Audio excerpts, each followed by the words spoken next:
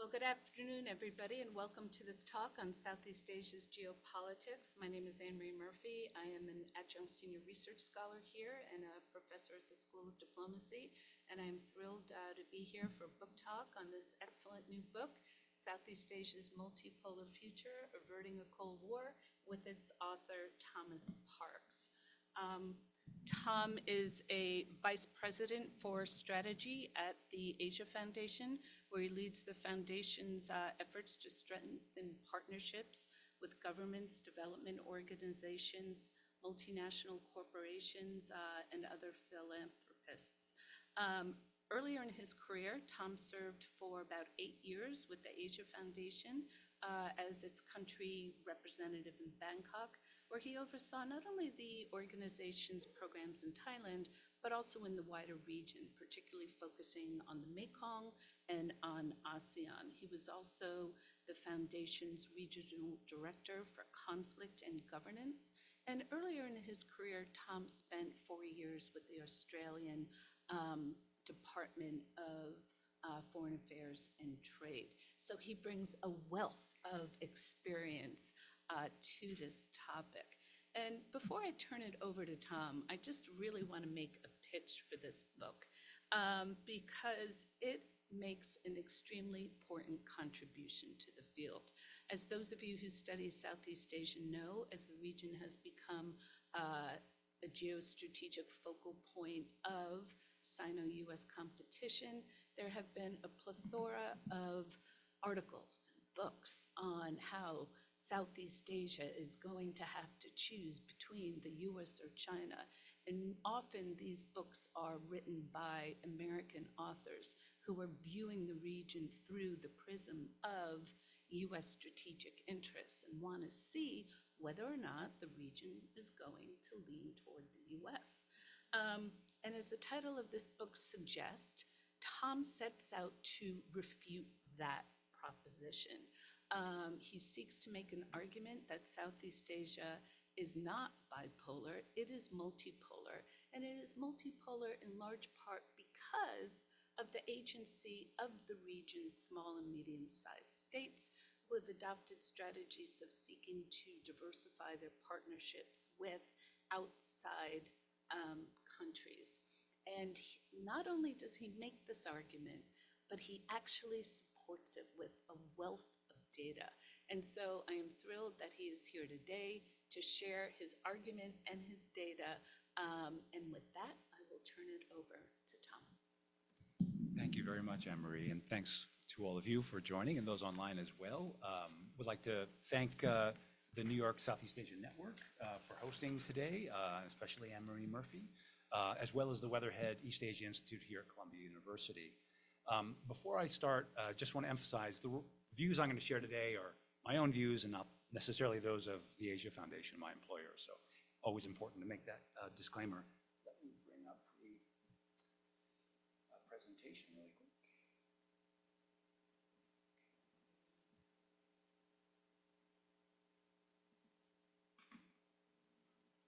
Okay. Great. All right. Oh, one more thing.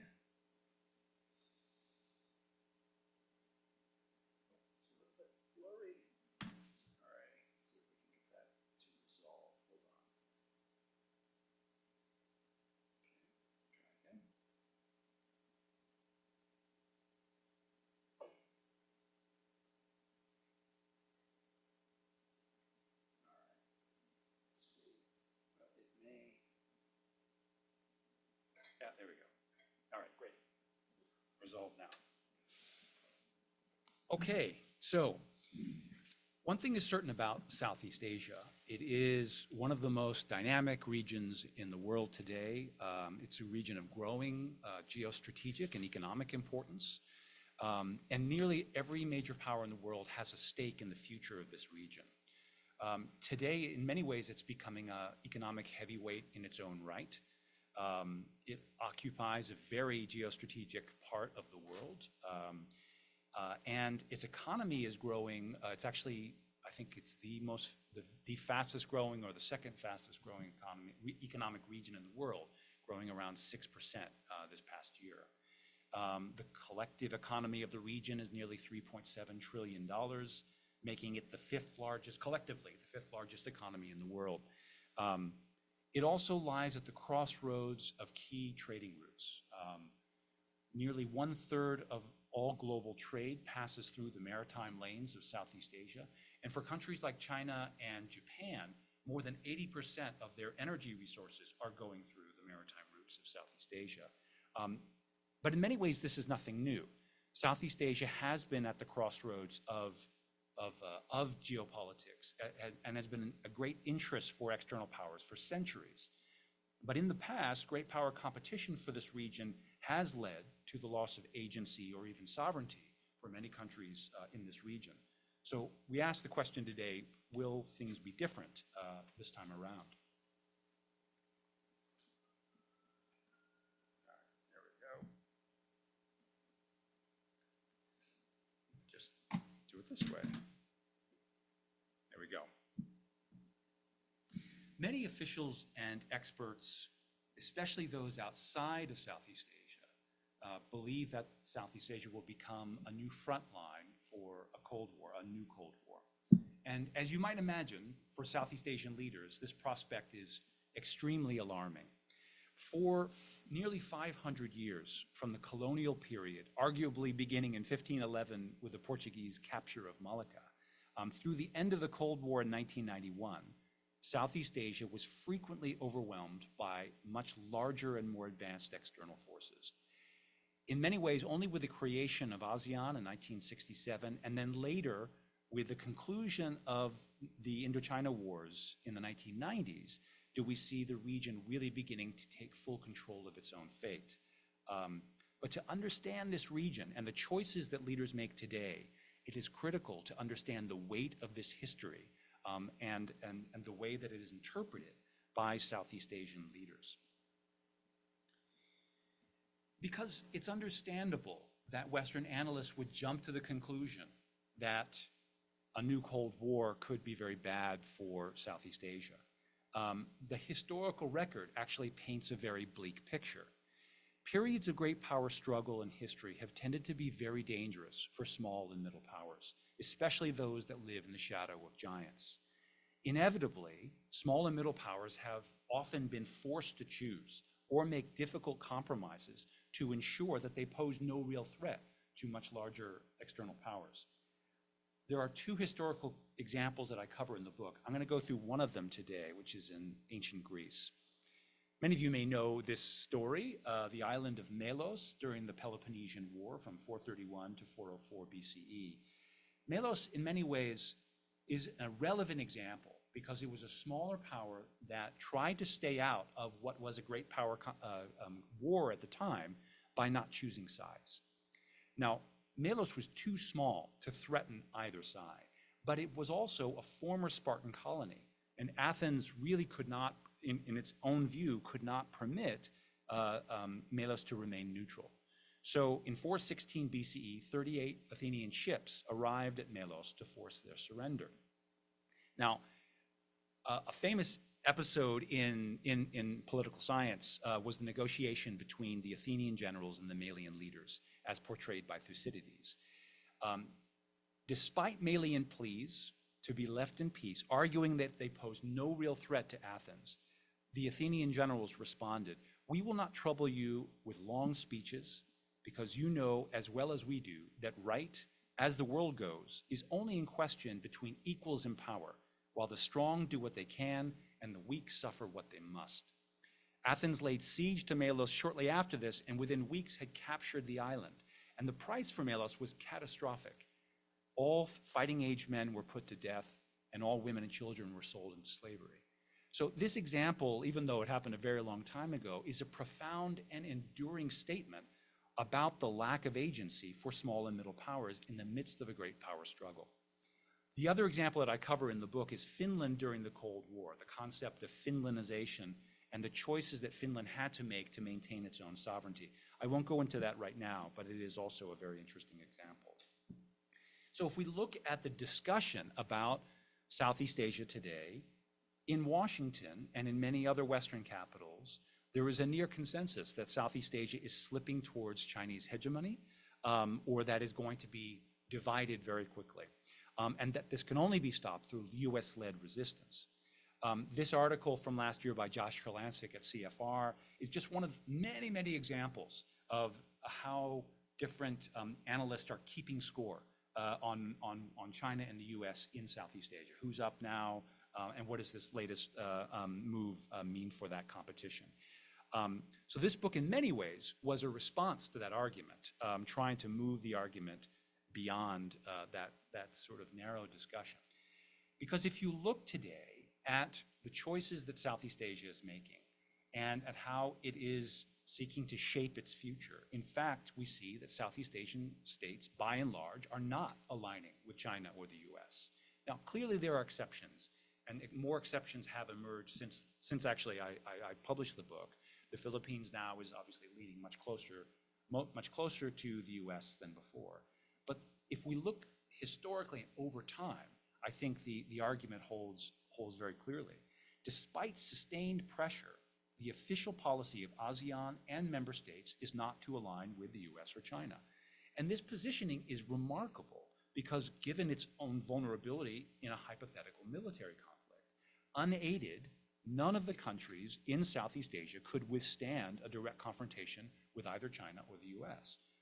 And while individual countries lean towards the US or China at given times, that can actually change. Their direction of lean can change in very quick timeframes. So if you look at where the Philippines was leaning during the Duterte administration, and then very quickly flopped in the other direction during the Marcos administration. Myanmar as well has also gone back and forth in a fairly short period of time around the coup. So there are clear examples of historically over time, the region is not choosing. Okay. Now, which lens then should we look at? Oh, I think I need to get rid of one thing here, sorry. There we go, that floating control, there we are. All right, so how should we look then at Southeast Asia? If we look through the binary lens of US-China rivalry, you're gonna see a region that gradually over time seems to be moving closer to China. As long as China continues to grow in its power and wealth and influence in the region, how can Southeast Asia resist its gravitational pull? And this leads many analysts to conclude that only US alignment can prevent that long-term direction. But this lens has become in many ways an easy mainstream assumption of analysts and officials who presume that Southeast Asia has no agency to respond to Chinese pressure and no other options other than the United States. They see often a struggle between democracy and authoritarianism with echoes of the Cold War. But if you look at the Southeast Asia through the lens of multipolarity, which I'll be presenting today, you see a very different picture. You see that the region is diversifying its partners, is deftly hedging between great powers. You see a region that is growing in its own power and wealth because it is welcoming partners regardless of their political ideology, alignments, or cultural heritage. And you see a region that's shaping its own future in pretty remarkable ways. And it's natural to be optimistic if you look at the region in this way. Now, I'm going to try to avoid some of the more theoretical parts of the book. It's not really a theoretical book, but one point that I did want to cover is to try to describe a bit more of what kind of multipolarity, a slight sort of caveat to it. I use the concept of, and it's not just me, there's several other analysts have used a similar concept of asymmetric multipolarity. The idea here is that China and the US are by far the largest powers that have a role in this region in terms of scale and hard power. And each individual country has a clear imbalance or asymmetry in its relations with either of the great powers. But unlike during the Cold War, when there was only two great powers and many small states, today's Asia has many countries in the middle. The region has a diverse array of capable states with robust economies. And this is especially true if you look beyond the notions of hard power, such as economic connectivity, foreign assistance, and soft power. And then crucially, I also make the assumption that we are looking at a medium-term future of strategic parity between the US and China in the region in hard power terms, which means that neither power will shape the region decisively. And as a result, the lack of opposing bipolar blocks, the system that's emerging is avoiding this type of alignment, which is allowing middle powers to have a much greater role and have much more room for maneuver within that system. Okay, so there are two factors that I argue are why Southeast Asia can avoid bipolar divisions. And this is really the core of the book. The first is that countries in this region have a surprising degree of agency. If you look closely at the behavior and the choices that countries in the region make, you see remarkable evidence of hedging, of selectively cooperating and selectively defying both of the great powers. And there's a lot of evidence for this, in fact, and I'll talk about some of that in a minute. Governments in the region do not want to get too close nor too distant from either of the great powers. And as a result, they manage this balance. Now some of it do it better than others, right? But this is a widespread practice in this region. There's also a long history of managing much larger external powers, which I'll talk about in a minute. And of course, there's the collective agency that comes from ASEAN and from minilateralism in the region, arguably a region of very dense regional multilateralism that you don't see in other parts of the world, very high functioning in many ways multilateralism, which is very unique to that region. And I'll come to that at the end of the talk. The second is that we actually see an influx of other external powers to the region. These are largely middle powers, but as well, other major powers like Japan and India. In many cases, Japan, for example, has been a very significant actor in the region for a very long time. But other powers, for example, Australia, New Zealand, Canada, multiple European states, Middle Eastern states, and multiple others are actually deepening their engagement in Southeast Asia. Just in the last 15 years, we've had more applications for formal ASEAN membership than we had in the previous half century. So there is clearly an influx of interest into the region. And what this is doing is it is in many ways creating a web of middle power cooperation, which is diluting the influence of great powers and creating alternative options for Southeast Asian countries. Now, I'm going to talk about one example to elaborate on the agency argument that I made. So there's a stretch of the Mekong River which goes, and you can see from the map here, although the map is slightly old, as some of you may recognize, that goes from Yunnan province along the border between Myanmar and Laos, just skirts across the top of Chiang Rai province in Thailand, and then goes into Laos. This region, this part of the river, has been the site of an ongoing project led by the Chinese, but with the participation of other governments in the region, to try to allow large ships to be able to move through that part of the Mekong River. Over the course of about 10 years, there was quite a bit of blasting of large rock formations that would allow larger ships. The Chinese, they envisioned ships as large as 500 tons being able to move through that part of the river.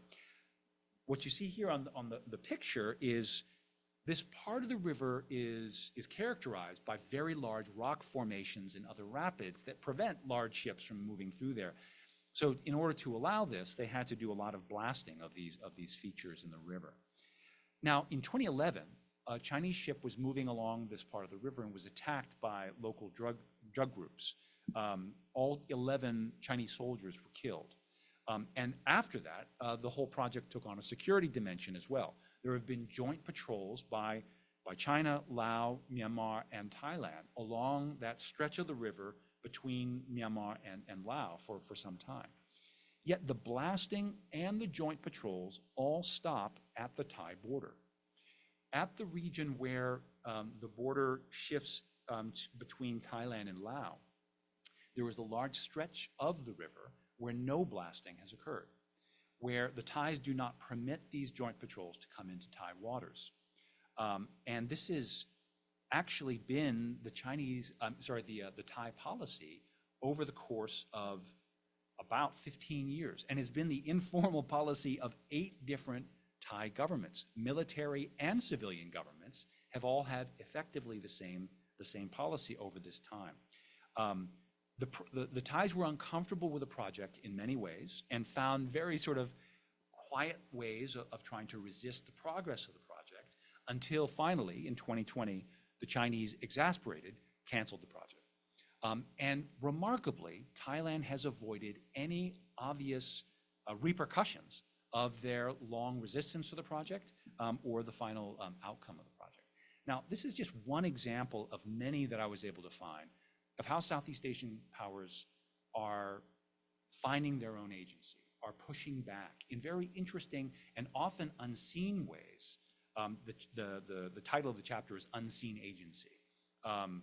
They like to keep it that way because they don't want to push back overtly with either great power, but they have a lot of very interesting ways of doing it. I'm not going to go through these in detail, but the book does cover, for example, a lot of the incidents in the South China Sea and how Malaysia and others have sometimes not reacted the way that the U.S. Had envisioned. The refusal of countries in the region to not ban Huawei during in 2018, 2019, when the U.S. was pushing that position. BRI, high-speed rail, and others. So won't go through that right now, but happy to talk about it during the discussion. Now, the region has a really fascinating history of diversifying partners or outside powers. And I wanted to give one example of this historically, because I think it's a good way to understand why this is sort of baked into the DNA of diplomats in Southeast Asia. I'm going to use the example of Siam or Thailand because it's a really fascinating example, but this type of example I think applies across countries across the region. Beginning in the mid-14th century, there was a pretty important shift in Southeast Asia. Prior to that, the insular inland kingdoms of Angkor and Bagan were the dominant powers, but they had started to go into decline around the mid-14th century, and they were being replaced by more outward-oriented, more cosmopolitan kingdoms like Ayutthaya and Malacca that were benefiting from trade, particularly trade with China. These were societies that thrived on trade, and they became, over time, highly cosmopolitan, highly international centers in Southeast Asia. This map is Ayutthaya from 1695, and it's hard to see from the audience here, but you can see that there was all kinds of different foreign encampments, different areas where diplomats and traders and merchants would set up shop, and there was sort of a center of trade. And this was very clear on the map from that time. But while this opening brought a lot of prosperity, it also brought a great deal of risk to countries in the region. And Siam thrived in this new environment. But other powers, other local civilizations like Malacca, were actually overrun by European powers at the time because they were very open. After Malacca was captured by the Portuguese in 1511, it had to endure 450 years of colonial rule. Now, if we look at the example of Siam, though, Siam quickly diversified its foreign partners. When they signed a trade agreement with the French, for example, in the mid-19th century, they quickly signed similar agreements with most of the other major external powers, including Japan, the UK, the Dutch, and others. So very quickly, there was an interest from these other powers to ensure that Siam was open and did not become dominated by the French in that case. And this history, and this worked. In many ways, as we know, Siam was never colonized. The history is really an important sort of explanatory, there's a lot of explanatory value in understanding why Thailand thinks the way it does today, and why the Thais will very frequently sort of refer to this history. Okay. Now, let's pivot to multipolarity, and what do we mean by this, and what evidence do we have?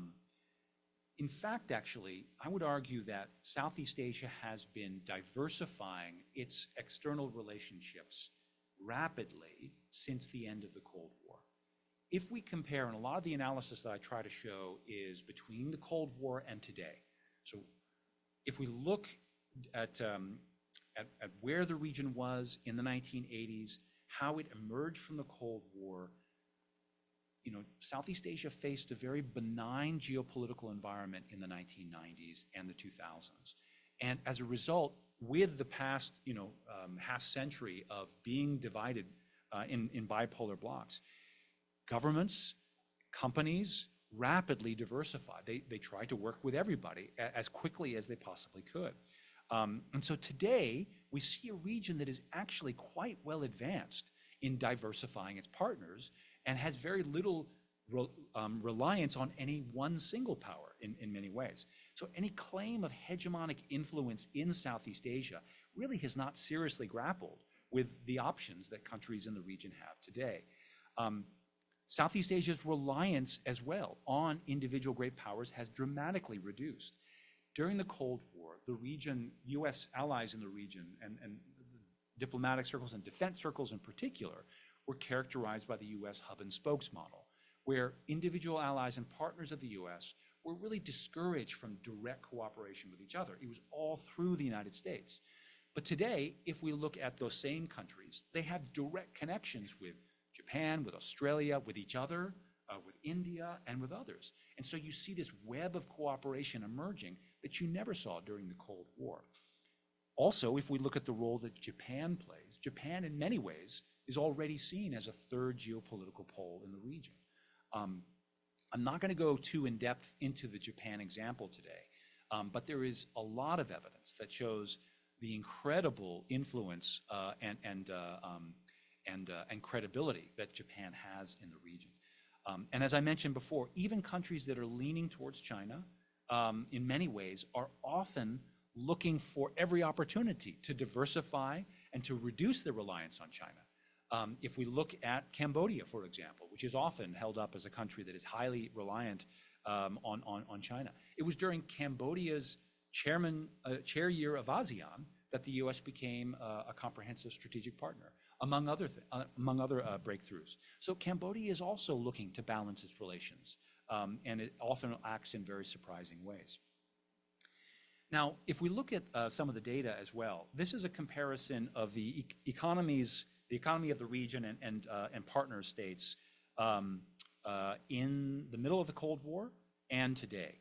And if you look at this, you can see that during the Cold War, the US really stood out alone as the major dominant actor. There really wasn't any other economies that were even close. Yet today, it's much, much more diverse. There's many other economies that also have significant scale. Southeast Asia itself has grown in terms of its size and its engagement or its trade with the rest of the world. In 1967, Southeast Asian countries were less than 3% of the US economy, and only 1% of global trade. But by 2017, they were approaching 15% of the US economy and 4% of the global trade. In fact, actually, Southeast Asia in 2017 was higher income per capita than both China and India. And half of ASEAN members are upper middle income or high income states. So you see a region that really has sort of come of its own on the economic side. If you look at infrastructure, a lot of people point to infrastructure as an example of really growing Chinese influence in the region. But in many ways, Japan has actually been the largest provider of infrastructure assistance for decades. And the BRI is not nearly as influential, and certainly now as a lot of the spending has been in decline, as people had predicted. Development cooperation is particularly interesting. If you compare the region's reliance on development assistance in the middle of the Cold War and today, it is a stark difference. For example, in the 1960s, Indonesia relied on foreign aid for 4.3% on average of its gross national income. Today, it's less than 0.01%. ASEAN as a whole today relies on ODA for less than 1% of its GNI. We've also seen a dramatic diversification of funders. In the course of the last decade, 23 separate European governments, just European governments alone, are providing aid into Southeast Asia. And so we see a really dramatic difference today from what we saw in the past. On trade, now I admit that this data is getting a little bit dated. This goes through 2019. But I didn't want to look at the years of the pandemic, and I wanted to just show sort of leading up to the pandemic to give us a sense of the trends that were coming across at the time. China's dominance of trade with Southeast Asia is very often overblown and often falls far short of hegemonic levels. The growth of China's ASEAN share of total trade, it did rise dramatically after China joined the WTO in 2001. But up until 2017 was rising fast, but leveled off around 2017 for several years leading into the pandemic. China's share of exports is particularly interesting. It peaked at 14% in 2017 before plateauing in that case as well. China is still well below the historic peaks of Japan and the US in terms of ASEAN trade. And so China being a dominant power in terms of ASEAN trade is really very much overblown. Okay. Also, the claim that China is the largest trading partner of every Southeast Asian country, which we've heard frequently, is simply not true. In fact, it's only the data from a couple of years ago, China was only the largest for 4 countries in Southeast Asia. The largest trading partner, for example, for Laos, actually, the small country just below China, flips back and forth between Thailand and China. And for Cambodia, their largest trading partners are EU and the United States. And China, actually, if you look at exports, is number 6, I believe. And so there's quite a bit of diversity in there. It's particularly true if you look at investment and foreign direct investment, where China is an important player and certainly a growing power. Since the China +1 sort of economic policies of many multinational companies, I think their investment in Southeast Asia is certainly growing. But China is not a dominant investor in the region. And if you look at the accumulated pool of investment over many decades, China is a very small actor, or at least is a sort of middling actor in a very crowded field. And so often the data points to a very different picture from what we hear. On defense cooperation, this is borrowing from a RAND study that came out a couple of years ago called The Thickening Web of Asian Security Cooperation. And it looked at this web of new collaboration and cooperation between different countries in Asia and including several Southeast Asian countries and external powers. Now, the point here is that each of those shaded areas is an area where there is direct bilateral cooperation between these different countries. These are mostly middle powers, as you can see. If we looked during the hub and spokes era, during the Cold War, all of this would have been white. All of this would have been blank. There would not have been direct bilateral cooperation, or would have been very rare. Yet today you see, in terms of 2+2 dialogues, between bilateral 2+2 dialogues and joint exercises, we see a great deal of direct cooperation between the different countries in the region. And then finally, on arms procurement, this is drawing data from the CIPRI Arms Transfers database, trying to look at where were Southeast Asian countries buying their arms from during the Cold War and in the last decade. And the trends here are remarkable. During the Cold War, countries were heavily reliant on a single external power for most of their arms. Most of the times it was the US or the Soviet Union. But by the 2010s, Southeast Asian governments had made impressive gains in diversifying their sources for arms procurement.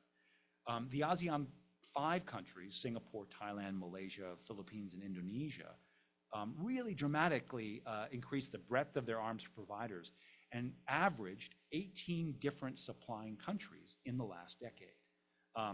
And the great powers are no longer the major providers to many countries in the region. If the column to the far right there shows the major suppliers of arms to each of those countries, it's remarkable that many of the countries are Serbia, Korea, various other, Turkey, France, Germany, Spain, etc., and Russia. And so there are a lot of examples of other countries becoming involved so that countries in Southeast Asia are not so reliant on any single country. Now, in the book, I try to develop a framework which is intended for external powers that want to do more in Southeast Asia, want to engage in Southeast Asia, and grow their influence and partnerships in the region. And this is based on a range of different interviews that I conducted, where trying to understand what is Southeast Asia looking for in its external powers, and how can other countries benefit, how can they present themselves in a way where they'll have the most success. So I'm not going to go through every area, but I'll highlight a couple. Strategic autonomy. Southeast Asian countries are not looking to make alignment choices. So if a country is autonomous or independent from great powers, that is actually an asset. Countries, they are willing to certainly cooperate with US partners and allies, like Japan and Australia are two very good examples.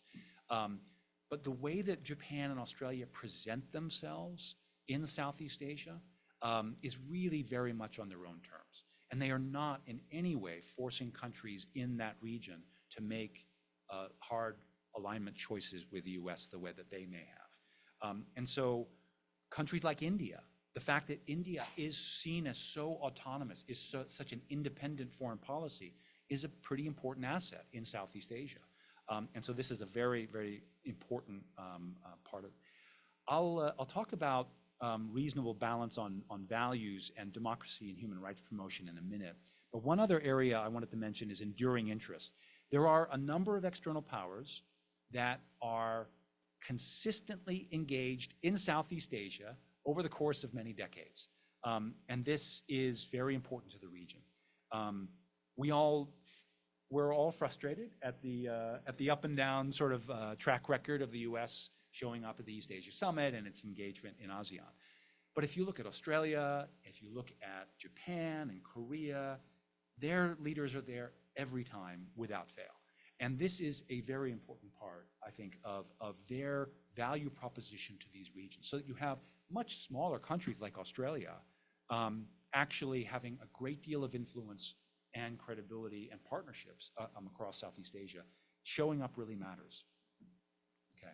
Now, I tried to take a look at a range of external powers to see how they compare in Southeast Asia across the framework that I tried to spell out.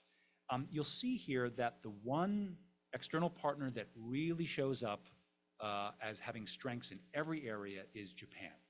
Japan is really far ahead of most of the other external powers in terms of its engagement in the region. Happy to talk about that more in depth if you like. I'm not going to go too much into Japan, but you can see here as well other key actors in the region, how they compare with each other. And there's always some movement in here. I think South Korea has actually made some important steps as well, particularly in soft power attraction, for example. But this gives you a sense of how different powers relate to the region. Okay. Now, two last topics I'd like to cover. The first is ASEAN, and then I'd like to talk a bit about democracy and human rights in the region. ASEAN, in many ways, despite our occasional frustration with ASEAN, has transformed the prospects of countries in ways that are often not well understood. ASEAN has dramatically enhanced the ability of small and middle powers in Southeast Asia to shape the regional order, to link to international trade, and to manage great power relationships. I mean, if you look, for example, at the East Asia Summit that just happened in Vientiane last month, the leaders of countries that were sitting around that table represented 70% of the world's spending on defense. It was a collection, a collection that really is remarkable, and it was being housed in a tiny country. How else are they going to have that kind of opportunity to engage with that breadth of powers? ASEAN's original intentions were fundamentally to prevent conflict between its members, to enhance the room for maneuver of its member states in managing their relations with much larger external powers, And on those two counts, ASEAN has been an unqualified success. ASEAN, as you know, is heavily criticized for its inability or its challenges with key headline issues like the Myanmar crisis or the South China Sea. But fundamentally, ASEAN should not be seen as a group of like-minded states. In fact, or as a multilateral platform with a shared normative mission, as we might look at the EU or the United Nations. It is actually a group of states tied together by geography and a history of being trampled by much larger external powers. If you look at its regime types across the region and its political systems, you cannot get more diverse than you find in Southeast Asia. It's also one of the most diverse culturally and linguistically in the world. So it's remarkable that they agree as much as they do in many ways, right? The other part I would add that I argue in the book is on 99% of issues, more than 99%, ASEAN finds consensus. It's the 3 or 4 sensitive, high-profile issues that we hear about in the media where they often have trouble finding consensus. But every day, different parts of ASEAN governments are meeting, coming up with new norms and standards and agreements, shared work plans on every area of public policy, but we just don't hear about that. And so, by and large, ASEAN functions incredibly well. The history of ASEAN, I think, matters. I'm not going to go into this right now, but it really was established for the very point of allowing small and middle powers to manage their external relations in ways that are very unusual if you compare it to other regions of the world where you have middle powers. Okay. All right, I'm going to try to wrap up here. Last point is on democracy promotion. One of the consistent challenges for Western governments in the region is democracy and human rights promotion. And I'm sure this will be part of our conversation afterwards. Over the past 20, 25 years, it's undeniable that Southeast Asia has been heading in a somewhat troubling direction. However, the focus, in many ways, the intensive focus historically of Western powers on this direction in Southeast Asia, in many ways has complicated their relations with countries across the region. In fact, in many ways, every country, even Indonesia, has had its relationship with the United States, for example, complicated by the focus on democracy and human rights as a key area of engagement. I make the argument in the book that Southeast Asia understands and expects the West to raise these questions. And in many cases, officials sitting across the table will agree or will try to, will recognize that this is an important part of the conversation. But they're also looking for 3 key elements in their engagement on these issues. The first is that countries are using a reasonable balance between bilateral cooperation and values diplomacy, or the promotion of democracy and human rights. If values diplomacy is overwhelming all other forms of engagement, then the relationship will stagnate. I think that there are a number of examples. One European power, for example, that I raise in the book, a number of diplomats in the region, one senior diplomat actually told me that when they met with the ambassador from this European power, 90% of their conversation was about how terrible their domestic politics was.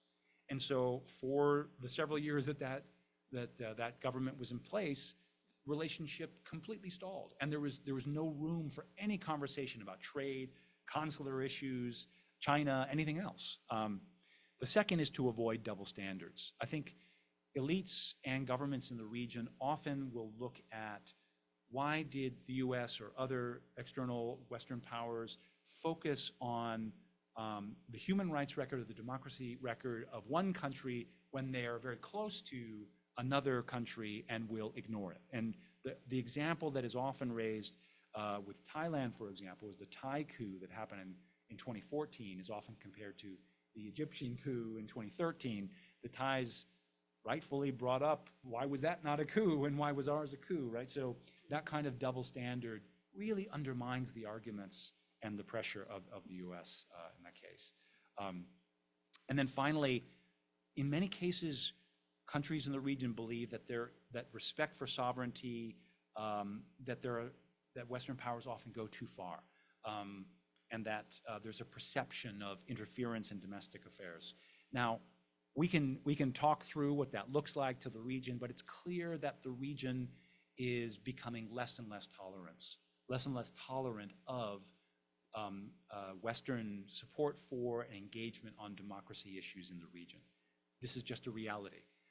And so we need to think about how we all engage with the region in ways that don't focus on that issue at the expense of all other issues. So I look forward to discussing that in the conversation. So finally, concluding, what we see is evidence of a long-term evolution in Southeast Asia, where the region is moving towards an open, non-aligned, and multipolar region. The cacophony of middle power engagement in Southeast Asia, which is so clearly driven by various capitals around the world in pursuit of their own interests and not at the behest of Washington, is actually an emphatic illustration of the region's emerging multipolarity and will be closely watched in Beijing and in Washington. And this shift is really creating a lot of opportunities for external middle powers to have a great deal of influence in the future of this region. There's in many ways a confluence of interest today that is, I believe, going to preserve this direction for the region. The US is preserved on security. The Southeast Asian states are intent on keeping the US engaged so that they can provide some balance in regional security and continue to be a key economic partner. External middle powers, including Japan and India, have a strong interest in ensuring that they have long-term access to Southeast Asia and will do whatever they can to make sure that countries have that room for maneuver. And in many ways, the US as well is looking to allies to play a greater leadership role in this region. And there in many ways is awareness of the constraints of US interests or influence in the region. So I'm going to stop there, and thank you very much. Sorry for going long. All right. Well, thank you very much, Tom, for that extremely thorough review. And as I said, now you understand why there's so much data to back up his propositions. There are so many points that I can pick up on. I want to remind those of you who are participating at home, if you have questions, please put them in the Q&A box, and I will try to get to them. I'm going to use my prerogative as chair to kind of kick us off a little bit. As somebody who wrote their dissertation on ASEAN here years ago, I fully agree with you that it is indispensable and misunderstood. In your book, you discuss ASEAN's role in helping resolve the conflict between Thailand and Cambodia over Wat Prahar.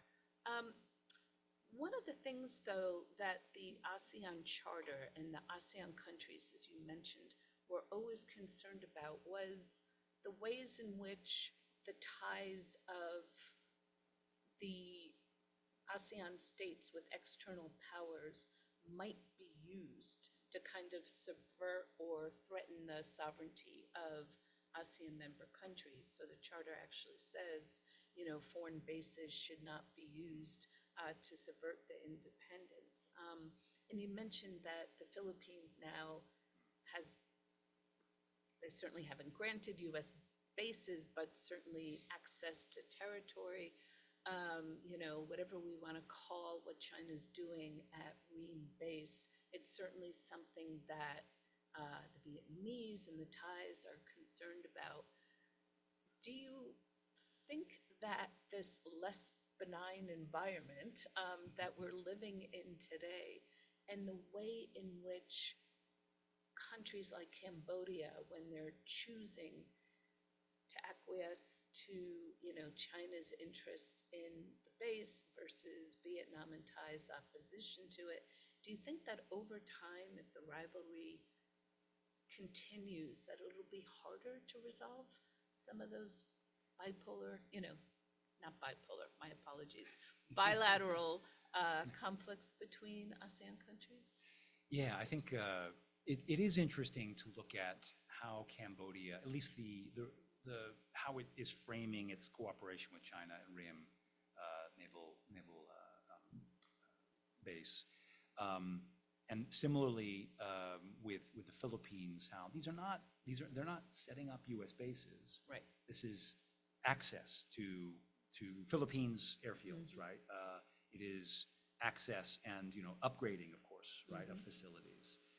So they're being very careful about how they frame this, and it is interesting to see the concerns raised by the Thais and the Vietnamese about RIM, right?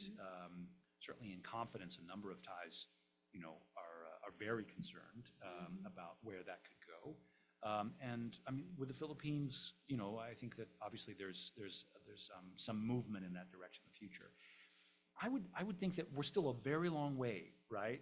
From Cameron Bay, and Oh, yes, we're no, still a very long understood. way from what were very clear basing around the region. And in fact, there's a long history of if you look at the Five Powers Defense Arrangement, there's a long history of access to, which is an agreement between the UK, Australia, Singapore, and Malaysia, where they have regular joint exercises, where there's access to Singapore's ports and Malaysian airfields, for example. There's a long history, actually, of this kind of defense cooperation. I don't think that those two examples have gone over the line yet. Okay. And frankly, the fact that both the both the Philippines and Cambodian governments are trying to manage the language and expectations around that, I think is pretty clear evidence that they are aware that would be a line, that would be a Rubicon that they don't want to cross just yet. Now, if the region became embroiled in some kind of conflict, yes, I think it would be hard to prevent that. But I do think at this stage they are preventing that from happening. Okay. Do we have questions here? Because I have a whole list, but I certainly want to make sure that I get it open. Can you just identify yourself, please, gentleman here? I'm Kenneth Malcolm. Normally a professor at the University of Brooklyn, visiting this year at Columbia in Political Science and SIPA. So I have a clarification question and a substantive question. The clarification question is your thesis for asymmetric multipolarity. I wasn't entirely sure the extent to which it is explicitly coordinated among Southeast Asian nations, or this is more of your analytical description of what individual countries are doing, which collectively produces this kind of strategy.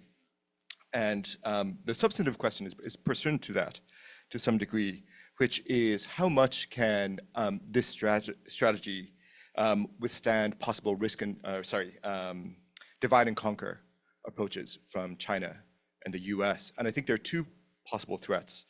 One is the creation of a void, which is, for example, China or the US attention and resources being drawn to a different region and allowing the other power more autonomy. The second is a change in the interests of the superpowers. I think perhaps right now there's a degree of tolerance for this multipolar strategy of not being on one side or the other, but changes in government, perhaps in the United States in particular, may lead to a lack of tolerance for the countries to be standing on neutral ground. And so I was wondering if you have any thoughts on that. Thank you. Yeah, great questions. So on whether this is coordinated in any way, no, I don't think it's coordinated. In fact, it's more of a reflection of countries. First of all, it's more of a reflection. It's analysis of power for one. It's not a multipolarity. It's not multilateralism, right? Multipolarity is really looking at it through the lens of power, right? And this is a reflection of many other countries engaging in the region, and so it's not in no way coordinated, I think, by countries in the region.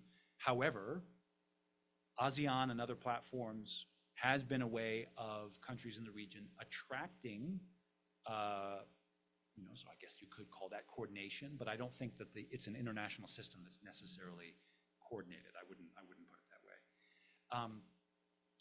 Your question on a void, that's a great question. It definitely leaves one to think about, where we go from here.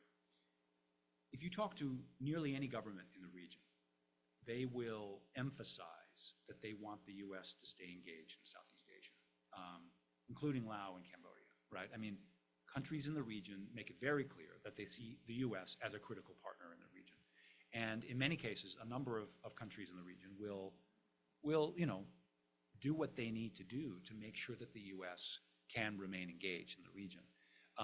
There's obviously frustrations, right? That they're frustrated the U.S. president rarely shows up at the East Asia Summit and so forth. But so I think that even if U.S. foreign policy were to focus more, for example, on the Middle East, as it did right during the Bush administration, right, and for quite a long time, I think there would still, the U.S. Seventh Fleet is still going to be in the region. U.S., I think, is still going to be engaged, maybe not as much as countries in the region might like, but I really doubt that we would see the U.S. disengage from the region. And I certainly don't see any scenario where China would disengage from the region. So I think the idea of a region-wide void is, probably not very, very plausible. Whether there might be a void in a single country like Myanmar, that's a different question, right? So I think we are seeing a situation where Myanmar, for obvious reasons, with the current civil war, is looking a bit like a void, right? So, and China is clearly playing a big role in that space. But region-wide, I wouldn't see that as likely. Can I just follow up on a question, which is, you mentioned the president's not showing up to ASEAN meetings.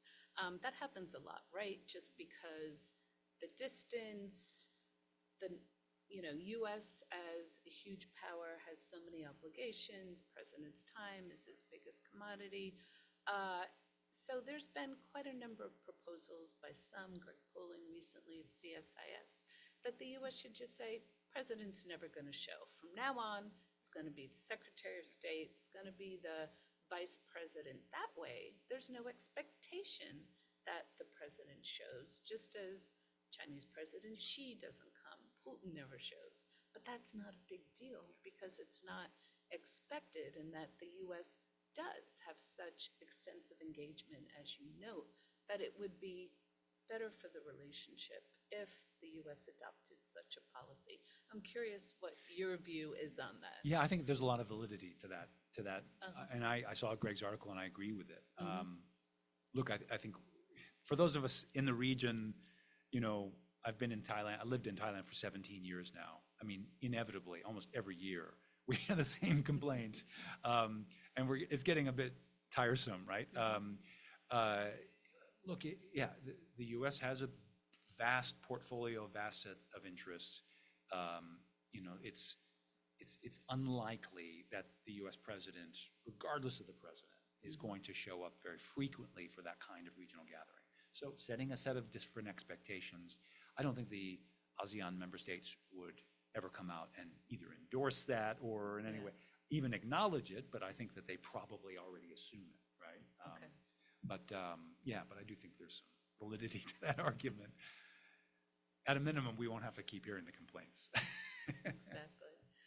You had a question? Can you just wait for the mic, please, for the audience at home? Thank you. Hello, I'm Richard Yarrow. I'm a research fellow at HKS. First, thank you so much, Tom, for your excellent talk. I'm excited to read the book. I'd like to push you on two matters. The first matter is, it sounds like you gave a fairly optimistic account of the regional hedging strategy. And I think there's certainly a way one could say geopolitically it's worked out well for the countries that have hedged. But if you look at the economies in both Northeast Asia and Southeast Asia, the economies that have done best overall and have supported their geopolitical goals as well best overall are the ones that have clearly picked a side. So Japan, South Korea, maybe Singapore, maybe Malaysia. Within Southeast Asia, and the chart you showed of economic development, really the economies that are doing better per capita relative to China are just about two. I mean, maybe Singapore, maybe Malaysia, maybe Brunei. So I wonder if you could talk a little about, there's hedging, but how well has it worked out in the grander scheme of things, not just in a narrow geopolitical view. And then the second point is you gave also, I think, a fairly optimistic view of the multipolarity. The dysphemism for that might be the Kindleberger trap. So a little related to what you said of avoid and great power engagement in the region. But also just looking at internal leadership within the region. Singapore is doing well economically, but maybe they don't like taking a bigger, more visible stand. Indonesia and the Philippines maybe have become less interested in ASEAN overall. On mainland Southeast Asia, the countries have suffered from economic and political dysfunction over the last 20 years. And to some extent, it seems like there are effects, like Myanmar or like the Mekong. So I wonder if you could comment a little more on, is there a Kindleberger trap, and how does that get resolved, or is there any way to get it resolved internally within the region? Yeah. Sorry for the long questions. We're getting comments that the audience can hear that mic better than ours. So Oh, perhaps okay. we can speak into it. All right, we'll speak into it more. Sounds good. Richard, thanks for the question. You'll have to explain to me the Kindleberger trap. I have to admit, I'm not caught up on that idea. But let me take your first preface. It's okay. If we look at Northeast Asia, clearly there were countries that made alignment choices, in the 1950s, late 1940s, that benefited from being in the U.S. sphere of influence. They were obviously protected by the U.S. security umbrella, allowed to grow. I mean, in the case of Japan, didn't really have to spend anything on defense expenditures. It was a good deal for them, right? And they, of course, grew dramatically over time. The dynamics have really changed, right? And I don't think that, if you see South Korea, and Japan way out in front, and they have been for, 3 decades now, right? 4 decades. Countries in Southeast Asia, if you look at how rapidly they're growing today, and you look at that compared to any sort of alignment or lean, it's hard to see evidence, right, of that. Cambodia, for example, is one of the fastest growing economies in the region. It's, I think, 8 or 9%. It's been leaning towards China for some time. And in fact, but it's also trying to hedge and sort of keep its balance in the middle.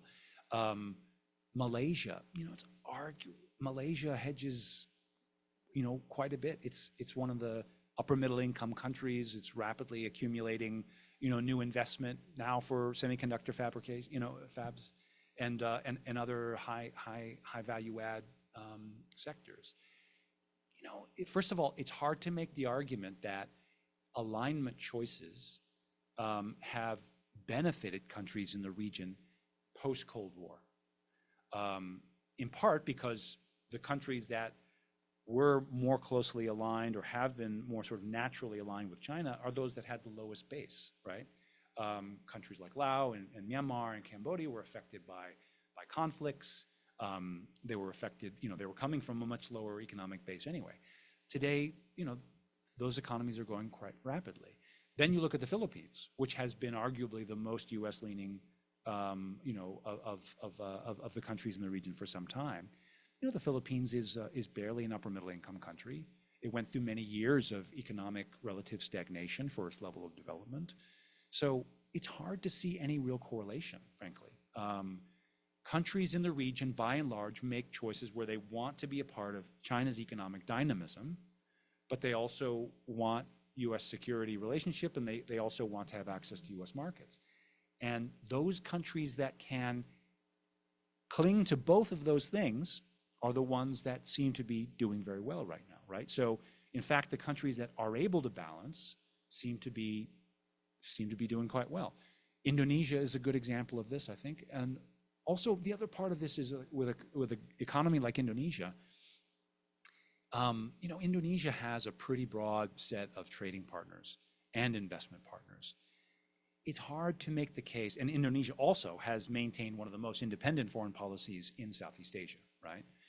It's very hard to see how their choices of maybe nudging slightly closer to the US or slightly closer to China at various points or under different administrations has had any real effect on their economic prospects, right? It's largely driven by their domestic market and by the array of different investors into the country. So yeah, so it's really hard, I think, to draw out that kind of relationship. Now you may feel differently. You might cite Singapore or others, but yeah, but that's, I think, how I would respond. Yeah. So ASEAN, we see frequently come up, where is the clear emerging ASEAN leader? Naturally, Singapore, Indonesia have played a key traditional role in that. Thailand at various points has played, especially in the 1990s when Surin Pitsuwan was the foreign minister, played a really key leadership role in bringing Myanmar in as well. I think it's not all that helpful to look for a singular leader on all issues in ASEAN, because ultimately what happens is different member states have strong interests on some issues. The Philippines, for example, has played a very important role on ASEAN's efforts to address human trafficking. No other country was willing to step up, but the Philippines felt so exposed and had so many people that were affected by the problem, and also had so many people that were migrating as well for work, that they felt that that was their issue. And so every other country in ASEAN, for the most part, has gone along with the Philippines' leadership and has endorsed the ASEAN Convention on Trafficking in Persons, sometimes changing their own position, like Malaysia did on different parts of that agreement. So if you look in different issues, it's on cyber, it's Singapore, right? On maritime security, it goes back and forth, but Vietnam and Indonesia play a crucial role, right? So, I think it's more useful to look on issue by issue basis to see which country is going to lead in a certain area. And you see a lot of evidence that actually there is leadership in ASEAN, but it's not a single overarching leader. And Tom discusses that extensively in his book through the quote-unquote Sherpa system, through which individual states pick an issue and then convince their colleagues to support it. It's a very useful counter to people who just focus on quote-unquote formal mechanisms that very often, I think, miss a lot of what ASEAN has to say. Is there other questions here in the room, please? Hi, I'm Ying Yi. I'm a student at SIPA, and thank you a lot for this very comprehensive book talk. I'm interested in one of the topic that you mentioned briefly, which is China's BRI project in ASEAN, which although is seeing a lot of challenges recently, still shows a lot of prospects. Specifically, this Pan-Asian railway that connects China to almost to Singapore. And we saw this Lao part already successfully running for 3 years already. So I was wondering your view on the prospect of China's BRI project in ASEAN and whether we will see a larger impact of it in the future or maybe a declining influence. Yeah, thanks. And I do talk about this a bit in one of the chapters, I think chapter 3 of the book. The BRI, and in particular that railway project, I would urge you to look at another book called Rivers of Iron by Mike Lampton, Selena Ho, and Cheng Chui Quick, which is a fascinating look at how China is interacting with Laos, Thailand, Indonesia, and other countries on BRI projects, and how they negotiate to get their way with the Chinese. Really, really interesting, and actually I use it quite a bit in my book. The Laos love their railway now, right? And it's interesting to see how it's sort of been embraced by the country in quite interesting ways. I'm going to write it for the first time next month, actually. I'm looking forward to it. But the link from Vientiane to Bangkok is very, very far behind schedule. In fact, right now, it's the link from Bangkok to Korat, which is about halfway. Doesn't even connect to Laos. That's another segment, right? Is also very far behind schedule, but probably will be finished in the next 2 years or so. The next segment that links to Laos could take as long as, they're saying 2030 right now, but I know that that is very far behind schedule, right? So even if that slips, as the other part of the railway has slipped by a couple of years, we're looking at maybe another decade before we see the ability to go from Yunnan to Bangkok, zipping through the canopy, as you can right now from Vientiane to Luang Prabang into the border. And the segment from Bangkok down to Singapore is even further off in the distant future. So I think that this is obviously a long-term strategy by China, and it's being received differently by different countries. Within Thailand, there's a lot of debate over whether they really need a high-speed rail line. And the Thais' approach to the rail line was very interesting. The Thais were very worried about the Chinese having a great deal of say over how the corridor along the line was used. So instead of accepting Chinese capital or Chinese credit, they financed it themselves and brought in Chinese construction companies and to do the build out. But they it's their project now, right? So and they're calling the shots, and they're calling the timeline as well, right? So I think this could work in the long term. I think the Lao are frustrated that the Thai have not moved faster on their segment of the line, because the value of a line between Yunnan and Vientiane is quite a bit limited compared to if the line went all the way to Bangkok. There would be much, much more traffic, right? So, so this is, it is definitely, it is a strategy that is playing out over decades, is probably the best way to put it. And parts of it may be very successful. The region certainly craves more infrastructure investment. There is no doubt about that. But I would not argue that it is somehow transforming China's, influence in the region. And it is one of many actors that is providing infrastructure assistance to the region. Yeah. Go ahead.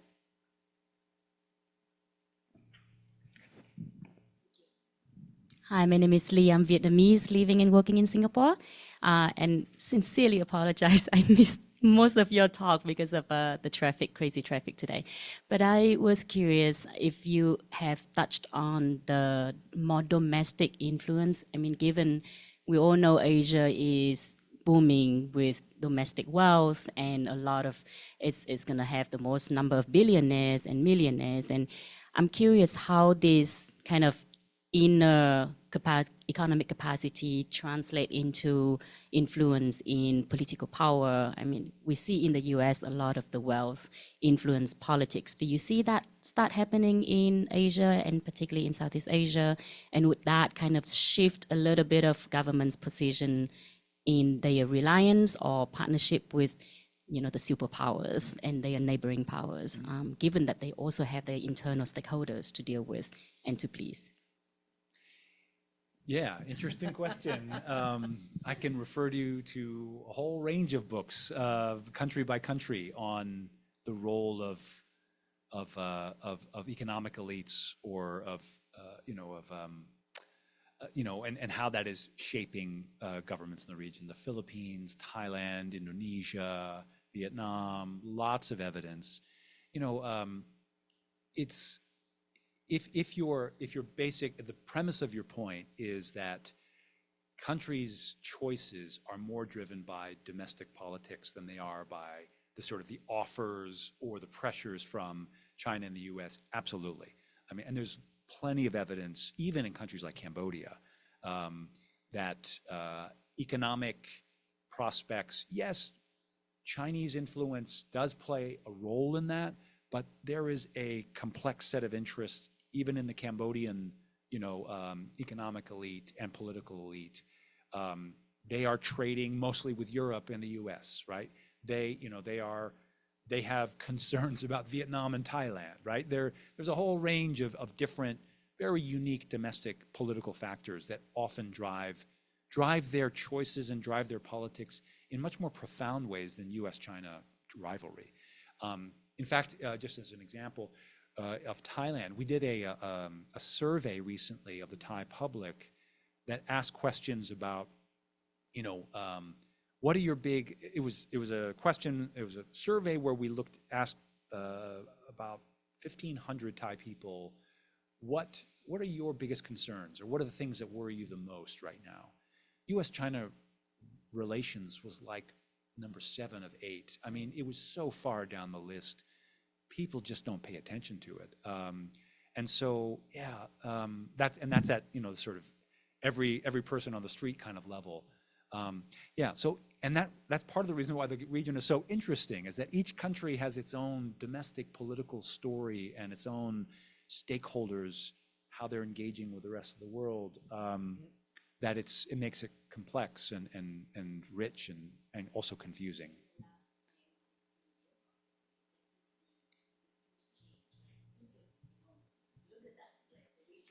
So much influenced and not manipulated, but influenced by these big powers. Right. But then lately, like the case of Jack Ma in China, once he start being a bit more political and getting into the public space, the government pulling him back. And I wonder if that's something that give the billionaires and the economic influence in other countries the lesson or inspiration. And it just is an interesting trend to watch. And I think that's such a huge stakeholder of influence in the region that is emerging. Yeah, I think that's right. One just factoid that I would add to that is in the late 1960s, the U.S. military was the second largest employer in Thailand, next to only the Thai government, right?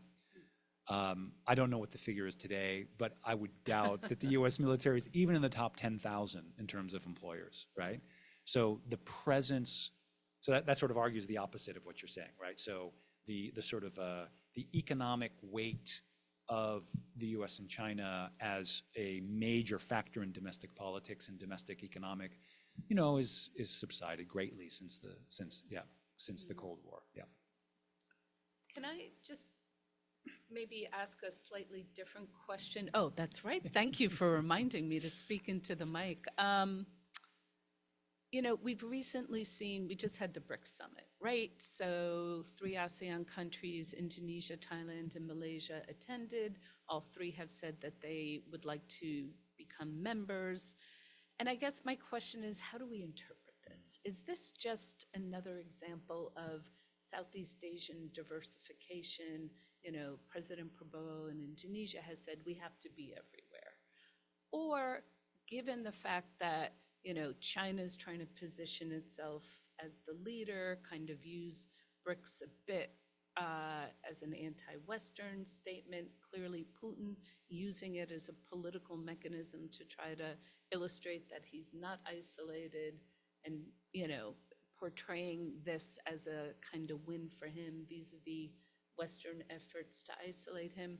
Is it just diversification, or might it hold other lessons about where they might be leaning or thinking? Yeah, I think, in the Thai case, they're also applying to join the OECD at the same time, right? Indonesia too, right? Yeah. Let's join OECD and join the BRICS.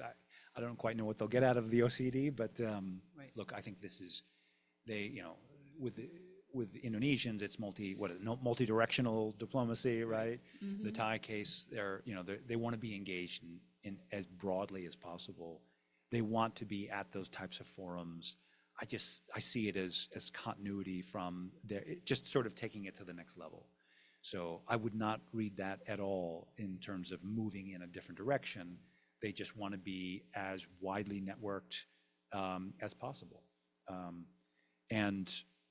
So I don't see a lot of evidence to the contrary. We probably have time for one more question. If there is one in the room?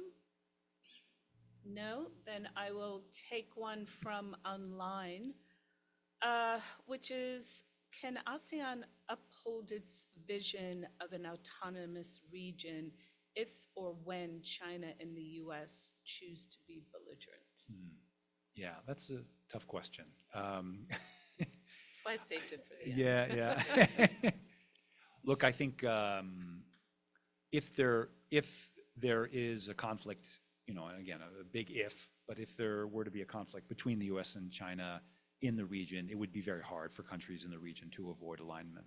Some would be more isolated from it than others, like Indonesia, but countries like the Philippines would be swept up almost immediately. So so I think this argument, and I say it right in the intro and in the conclusion, is that this argument is premised on the lack of a conflict. So it's we can have a long talk about whether that's likely or whether specifically if there was if this involved Taiwan, for example, which countries would be drawn into it. A lot of countries probably could avoid it. Thailand would be faced with some difficult choices about access to its Utapao base, and there's lots of debates on which way the Thais will go on that, and nobody really knows, and they're not going to come out definitively and say, they'll just say they want to stay out of it, right? So, but at this point, I think, that's sort of the one caveat that I use for the overall argument. Well, let's hope that caveat continues into the future and we don't find ourselves in a situation where the US and China are at one another's throats. So, ladies and gentlemen, we will close it here a few minutes early then, since there are no more questions. I urge everybody to buy and read the book. It is fabulous. You got a great taste of it today. And please join me in thanking Tom for his excellent presentation.